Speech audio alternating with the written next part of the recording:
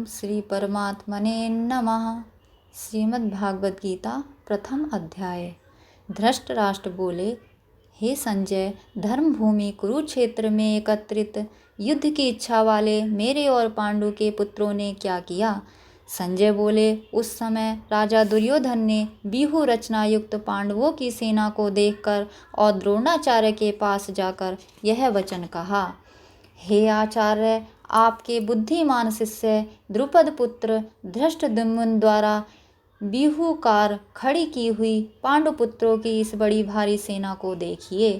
इस सेना में बड़े बड़े धनुषों वाले तथा युद्ध में भीम और अर्जुन के समान सूरवीर, सात्यकी और विराट तथा महारथी राजा द्रुपद, धृष्टकेतु और चेकितान तथा बलवान काशीराज पुरोजित कुंती भोज और मनुष्यों में श्रेष्ठ सैव्य पराक्रमी युधामन्यु तथा बलवान उत्तम औजा सुभद्रा पुत्र अभिमन्यु एवं द्रौपदी के पांचों पुत्र, ये सभी महारथी हैं।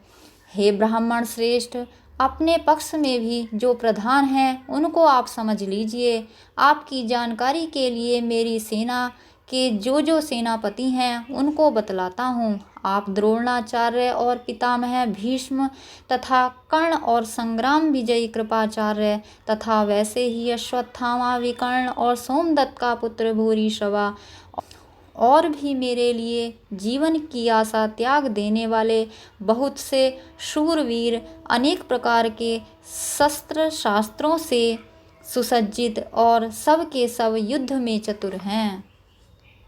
भीष्म पितामह द्वारा रक्षित हमारी वह सेना सब प्रकार से अजय है और भीम द्वारा रक्षित इन लोगों की यह सेना जीतने में सुगम है। इसीलिए सब मोर्चों पर अपनी अपनी जगह स्थित रहते हुए आप लोग सभी निसंदेह भीष्म पितामह को ही सब ओर से रक्षा करें। कौरवों में वृद्ध बड़े प्रतापी पितामह भीष्म ने उस दुर्योधन के हृदय में हर्ष उत्पन्न करते हुए उच्च स्वर से सिंह की दहाड़ के समान गरज कर शंख बजाया। इसके पश्चात शंख और नगारे तथा ढोल, मृदंग और नरसिंघे आदि बाजे एक साथ ही बज उठे। उनका वह शब्द बड़ा भयंकर हुआ। इसके अनंतर सफ़ेद घोड़ों से युक्त उत्तम रथ में बैठे हुए श्री कृष्ण महाराज और अर्जुन ने भी अलौकिक शंख बजाए।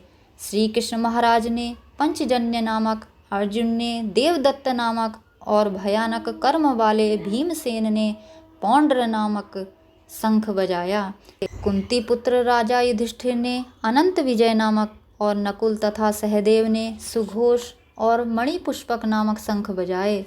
श्रेष्ठ धनुष वाले काशीराज और महारथी शिखंडी एवं धृष्टद्युम्न तथा राजा विराट और अजय सात्यकी, राजा द्रुपद एवं द्रौपदी के पांचों पुत्र और बड़ी भुजा वाले सुभद्रा पुत्र अभिमन्यु, इन सभी ने हे राजन सब ओर से अलग अलग शंख बजाए और उन भयानक शब्द ने आकाश और पृथ्वी को भी गुंजाते हुए धृतराष्ट्र के अर्थात आपके पक्ष वालों के हृदय विदीर्ण कर दिए।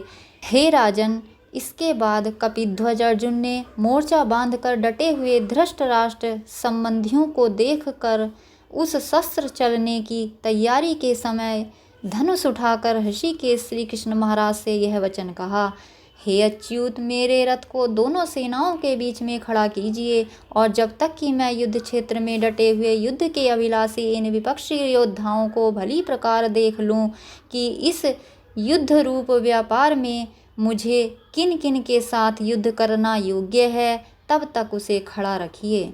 दुर्बुद्धि दुर्योधन का युद्ध में हित चाहने वाले जो ये राजा लोग इस सेना में आए हैं, इन युद्ध करने वालों को मैं देखूंगा।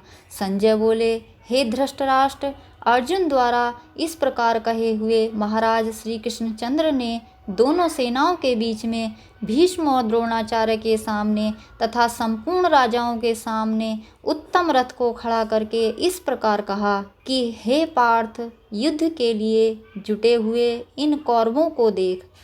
इसके बाद प्रथापुत्र अर्जुन ने उन दोनों ही सेनाओं में स्थित ताऊ चाचों को, दादा परदादाओं को, गुरुओं को, मामाओं को, भाइयों को, पुत्रों को, पौत्रों को तथा मित्रों को, ससुरों को और समुदायों को भी देखा। उन उपस्थित संपूर्ण बंधुओं को देखकर वे कुंती पुत्र अर्जुन अत्यंत करुणा से युक्त होकर शोक करते हुए यह वचन बोले। अर्जुन बोले, हे कृष्ण, युद्ध क्षेत्र में डटे हुए युद्ध के अभिलाषी इस स्वजन समुदायों को देखकर मेरे अंग शिथिल हुए जा रहे हैं और मुख सूख रहा है तथा मेरे शरीर में कंप एवं रोमांच हो रहा है। हाथ से गांडीव धनुष गिर रहा है और त्वचा भी बहुत जल रही है तथा मेरा मन भ्रमित सा हो रहा है, इसीलिए मैं खड़ा रहने को भी समर्थ नहीं हूँ। हे केशव, मैं लक्षणों को भी विपरीत ही देख रहा हूँ तथा युद्ध में स्वजन समुदायों को मारकर कल्याण भी नहीं देखता। हे कृष्ण, मैं न तो विजय चाहता हूँ और न राज्य तथा सुखों को ही। हे गोविंद, हमें ऐसे राज्य से क्या प्रयोजन है अथवा ऐसे भोगों से और जीवन से भी क्या लाभ है। हमें जिनके लिए राज्य, भोग और सुख आदि अभीष्ट हैं, वे ही ये सब धन और जीवन की आशा को त्याग कर युद्ध में खड़े हैं। गुरुजन, ताऊ, चाचे, लड़के और उसी प्रकार दादे, मामे, ससुर, पौत्र, शाले तथा और भी संबंधी लोग हैं। हे मधुसूदन, मुझे मारने पर भी अथवा तीनों लोकों के राज्य के लिए भी मैं इन सब को मारना नहीं चाहता, फिर पृथ्वी के लिए तो कहना ही क्या है। हे जनार्दन, धृतराष्ट्र के पुत्रों को मारकर हमें क्या प्रसन्नता होगी, इन आतताइयों को मारकर तो हमें पाप ही लगेगा।